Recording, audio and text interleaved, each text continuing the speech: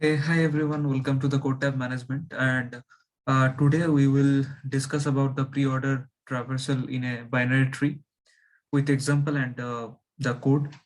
So we basically have the basic idea of how the pre-order traversal works.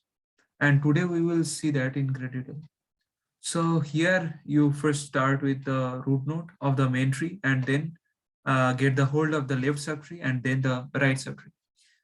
So this is the first one, root, then left subtree, then we have to visit the right subtree. So we have taken an example using the root node as 7, and it is the left subtree, it is the right subtree. So we will visit first the root node, which is 7, then go to the left subtree, then we have to visit the root of the left subtree, which is 1, so it is 1. Then we have to go to the left of the left subtree, which is 5, so it is 5. Then we have to go to the right of the left subtree, then it is 2, so it is 2. And then we have to go to our right subtree, and the root of the right subtree is 6, and the left and right child of this right subtree are null, so we'll not do anything. So what is our pre-order traversal of this tree? This is 71526. So here it is 71526. So now we will go to the coding part.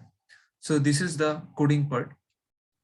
Basically, we have done some code in our previous lecture when we have discussed about the tree traversal. So we'll not write down this create node and this main method again. So now we will do one thing, that create all the 5 nodes using the create node function, which is recommended. Okay, and the create node function is this one. So and link them using the arrow operator and altering their left and right pointer elements. Okay, like this, p arrow left equals to p1. Like what is the value of the p? This is 7. What is the value of the p1? This is 1. So we will link up. So linking the root node with the left and right children. So we will link the p with p1 using arrow. So what is the left of p? So this is p1. So the left of 7 is 1. Then what is the right of p? Right of p is 6. The value 6 is of node p2. So we will do this p right, p arrow right equals to p2. And then we will do the what is the left of the p1? Left of the p1 is 5. So value 5, the node corresponding node is p3. So we have done p1 left is p3 and p1 arrow right equals to p4. So again, here we have called the pre-order function. So to call this pre-order function, we have to create this pre-order one. So create a void function pre-order and pass the pointer as the root node of the tree you want to traverse as the only parameter. And inside this function, check if the pointer is not null. Otherwise, we wouldn't do anything. So if it is not null, then print the data element, which we have done here, printf %d, root data. And then uh,